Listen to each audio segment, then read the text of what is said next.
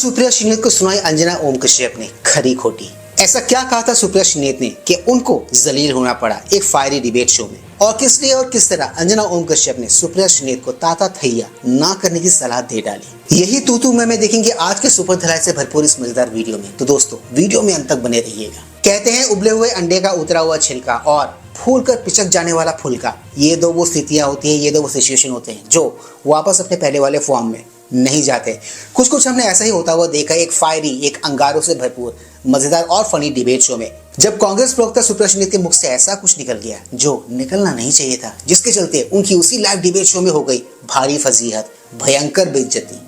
अपने नैरेटिव को रखते हुए उनको लगा कि दुनिया में तो सारे के सारे उल्लू हैं, एक अकेली समझदार तो वही है, उनका दल है, उनकी पार्टी है। बट उनको शायद इस बात का अंदाजा बिल्कुल भी नहीं था कि आज उनका फैक्ट चेक, उनका रियलिटी चेक होने वाला है, वो भी on the spot live TV पर। किसके द्वारा? अंजना ओम कश्यप के द्वारा। आप बिलीव नहीं करोगे इनके हवाई नैरेटिव के अंजना ओम कश्यप ने जो हवा निकाली है, जो धुलाई करी है इनकी, वो काबिल तारीफ है, वो देखने लायक है। अब भविष्य में इस किस्म का कोई भी स्टंट लाइव टीवी पे करने से पहले ये 101 बार सोचेंगे, नहीं तो 102 बार तो ये सोच ही लेंगे। That is for sure. बहुत समय बाद हमने उस कहावत को सच होते हुए देखा कि शेर को सवा से मिल ही जाता है, जिस तरह in this case Supriya Shrinate को अंजना ओम कश्यप जी मिल गई थी।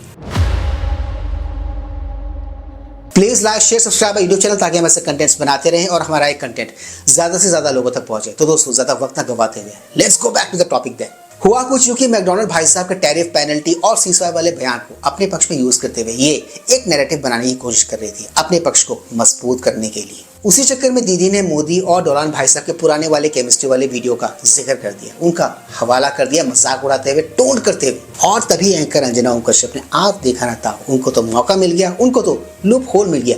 इसी लूप होल का फायदा उठाते हुए उन्होंने सुप्रिया श्रीनेत को जो खरी खोटी सुनाई है, जो उनको बजा के दिया है, जुबानी बैंड उनकी बजाई है, वो आने वाले समय में लंबे समय तक लोगों के दिमाग में छपा हुआ रहेगा, लोगों को याद रहेगा। अंजना ओम कश्यप ने अपने पॉइंट को बहुत ही लॉजिकली और बहुत ही कॉमन सेंस के साथ रखा है। उनका यही कहना था कि अगर सीजफायर अगर उनकी मर्जी से हुआ है तो टैरिफ और पेनल्टी वाली सिचुएशन आनी ही नहीं चाहिए थी। अगर वो आई है तो इसका मतलब ये है कि देश झुका नहीं था, मोदी झुका नहीं था, सरकार झुकी नहीं थी।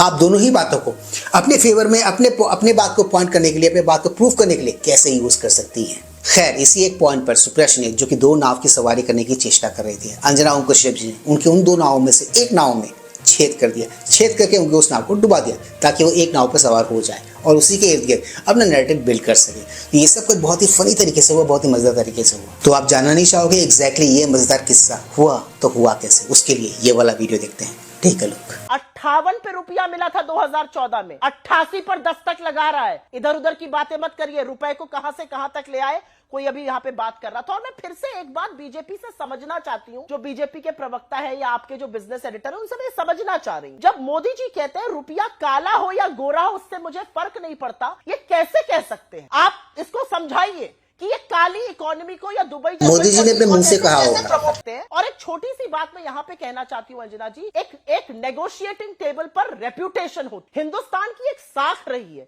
हिंदुस्तान की एक रेप्यूटेशन रही है। हिंदुस्तान को डेवलपिंग नेशंस अपना मॉडल मानते थे, इंडस्ट्रियल प्रोडक्शन के चलते, कोऑपरेटिव सेक्टर के चलते, सोशल सेक्टर के चलते। आज कहाँ है हमारी साख? आज प्रधानमंत्री भारत वही पर है, कभी अमेरिका के आगे नतमस्तक, कभी चीन की शरण में। अरे नतमस्तक होते तो ट्रेड एग्रीमेंट हो जाता ना सुप्रिया जी, हो जाता ना। अब दो नाव की सवारी आप कैसे करेंगे? एक सेकंड, एक सवाल सुनिए, इतना गुस्सा ठीक नहीं है। सवाल सुनिए ना, एक सवाल, सिंपल सी बात है। अगर ट्रंप के दबाव में ये सीज फायर हुआ, मतलब इसमें तो बेसिक लॉजिक है, अगर उसके दबाव में ये हुआ तब तो हमको ट्रेड डील में बहुत अच्छा सा पास मिल जाना चाहिए था। अगर वो टैरिफ भी 50% लगा रहे तो जाहिर तौर पर भारत नहीं झुका ना। दोनों नाव की सवारी कैसे कीजिएगा? अरे अंजना जी, इसको कहते हैं धुलाई। अंजना जी देखिए, दो नाव की सवारी पर तो फिर मैं बिजली वाली जो केमिस्ट्री की आपने भी बात करी थी उस पर भी आऊं। उस केमिस्ट्री का क्या फायदा? और थी उस समय केमिस्ट्री करके कुछ नहीं होगा। ये एक सच्चाई थी कि दोनों में केमिस्ट्री थी उस वक्त, जिस वक्त जो हालात रहते वैसे ही रिपोर्टिंग होती है, इसलिए बिजली करने से कुछ नहीं होगा। मेरे सवाल का जवाब दीजिए, क्या फायदा हुआ? हाँ, अगर आपको तू मैं पे ही उतरना है तो फिर अच्छे से कीजिए। जवाब दूंगी, तू मैं अगर रिलेशन अच्छे थे और दोनों एक दूसरे के साथ इस तरह से मिलते थे तो उसकी चर्चा वैसे ही होती थी और उसी तरीके से बोला जाता। आपकी रिपोर्टिंग की लाइंस निकालूंगी ना तो आपको भी 100,000 लाइंस ऐसी मिल जाएंगी। अगर आप तू मैं करना चाहती है तो शुरू हो जाइए, आप भी बोलिए, हम भी आपको बोलेंगे। और ये जो ट्रोल आर्मी लेकर आप लोग सोचते हैं कि बिजली पे कुछ कर देंगे, उससे कुछ नहीं नहीं होगा। जिस वक्त जो परिस्थिति रहती है और जो एक वक्त पर दोनों के बीच में केमिस्ट्री दिखती थी, उस पर सबने लिखा, सबने बोला। एक लाइन उठाकर ये जो ताता थैया चल रहा है ना ट्विटर पे, उसको बंद कीजिए। ताता थैया। मैं हमेशा ये कहती हूँ, आपको जो सोशल मीडिया पे करना आपकी ट्रोल आर्मी को वहां करते रहिए, टीवी पर मत लाइए, नहीं तो यहाँ पर आपको उसका जवाब मिलेगा। अब वापस इश्यू पर आते हैं, दो नावों की सवारी करना क्या ठीक है? आप एक तरफ कह रहे हैं कि सीज फायर में हम दब गए उनके सामने, दूसरी तरफ हम 50% हम पर टैरिफ लग रहा है, तो दोनों कैसे हो सकता है? अंजना जी थोड़ा सा सुनने का मादा रखिए। बिल्कुल, राष्ट्र के नाम संदेश देंगे। अगर आप पर्सनल होइएगा तो मैं भी पर्सनल होंगी, अगर आप पर्सनल होंगी तो मैं भी पर्सनल होंगी, और मैं 100 बार पर्सनल होंगी। मैं आपको बता रही हूँ अच्छे से। आप अगर सोच रही हैं कि आप अपनी ट्रोल आर्मी वाली लैंग्वेज यहाँ लेकर आएंगी, तो फिर आपको सुनना पड़ेगा राष्ट्र के नाम संदेश, और अगर नहीं आप उस टॉपिक पर वापस आना चाहती हैं तो फिर हम लोग आगे बढ़ जाएंगे इस बहस में। हाँ, तो आप टॉपिक पे आइए, स्टिक टू द टॉपिक, नहीं तो मैं भी पर्सनल होंगी। Stick to the topic ma'am, stick to the topic ma'am, stick to the topic ma'am. जिस वक्त जो केमिस्ट्री थी, उस केमिस्ट्री की बात हो रही थी और उस केमिस्ट्री पर सब बोल रहे थे। चलिए अब वापस टॉपिक पर आइए। बौखला गई दीदी। अगर आपके अंदर दम अरे दम मत कीजिए, ये कोई सड़क की लड़ाई नहीं है, ये सड़क की लड़ाई नहीं है कि दम है, औकात है, दिखा दो, सुन लो। ये सब सड़क की लड़ाई नहीं है। Please, you representing a national party, I am representing a national channel. Topic पे रहते हैं, वही सब दोनों के लिए अच्छा रहेगा। I don't want your ज्ञान, I don't want your 2 cents. मत लीजिए, I don't want इग्नोर। फायदा बिल्कुल। जिस वक्त जो स्थिति थी उस पर रिपोर्टिंग की और उसी तरह से स्ट्रोक था, नहीं हुई तो मास्टर स्ट्रोक है। देश का मीडिया तो बीच में मत बोलिए। अब आपको बोलना है बोलिए, अब आप मेरे बीच में बोलिए, मुझे बोलने दीजिए 2 सेकंड के लिए। अगर ट्रेड डील हो जाती तो मास्टर स्ट्रोक था, ट्रेड डील नहीं हुई तब भी मास्टर स्ट्रोक है। तो मीडिया तो जो कर रहा है आपका जो बैकलॉग है ना मीडिया वाला, वो जा नहीं रहा है, इसीलिए आप हेडलाइंस दे रही हैं। आज तक पर बैठी हैं, आज तक पर जो लिखा है सामने लिखा है। मीडिया को लेकर आप अपनी हेडलाइंस जाके बताइएगा प्लीज। सुप्रिया जी, मैं सही बता रही हूँ, जवाब देना चाहूंगा। सबका टाइम बर्बाद कर रही हैं आप, अपना भी कर रही हैं और दर्शकों का भी कर रही हैं। ज्ञान मत दीजिए ना, ज्ञान मत बोलिए, ज्ञान तो आप दिन भर बैठ के देती रहती है, बिल्कुल पाक साहब दूसरों पर बैठ के नहीं। ये ट्रोल आर्मी वाली भाषा यहाँ मत लाइएगा, एकदम मत लाइएगा ट्रोल आर्मी की भाषा। जाकर वहां ताता थैया करिए ट्विटर पर, और ये दम है तो बोल के दिखाओ, दम है तो सुन के दिखाओ, इस तरह की भाषा मैं टीवी पर इजाजत नहीं दूंगी।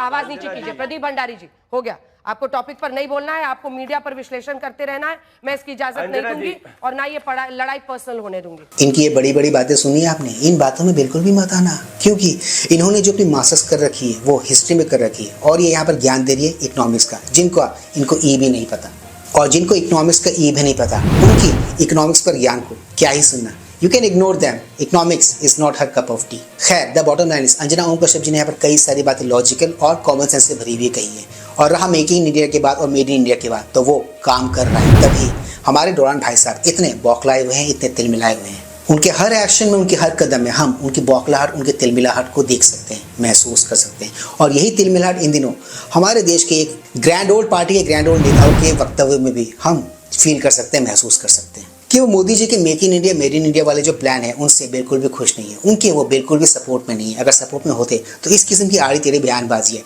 उन चीज़ों को लेकर नहीं करते, वो उनका मखौल नहीं उड़ाते, मजाक नहीं करते। एक बात तो है, एंकर अंजना ओम कश्यप जी ने सुप्रिया श्रीनेत की गजब की धुलाई की है, अच्छा धोया है, लॉजिक के साथ, कॉमन सेंस के साथ। उनके लॉजिकलेस जो आर्ग्यूमेंट्स थे उनकी अच्छे से हवा निकाल दी है। इन शॉर्ट, वो पैतरा जो इन्होंने सोचा था कि इनके फेवर में वो यूज़ करेंगे, वो पैतरा इन्हीं पर भारी पड़ गया। तो दोस्तों, आज के इस वीडियो में सिर्फ इतना ही। मैं मिलूंगा आप सबके साथ अपने अगले ब्लॉग में। एनईएस, do not forget to like, share, subscribe YouTube channel. इससे हमें शक्ति मिलती है, इससे हमें ताकत मिलती है और इससे हमें मोटिवेशन मिलती है। कीप स्माइलिंग दोस्तों।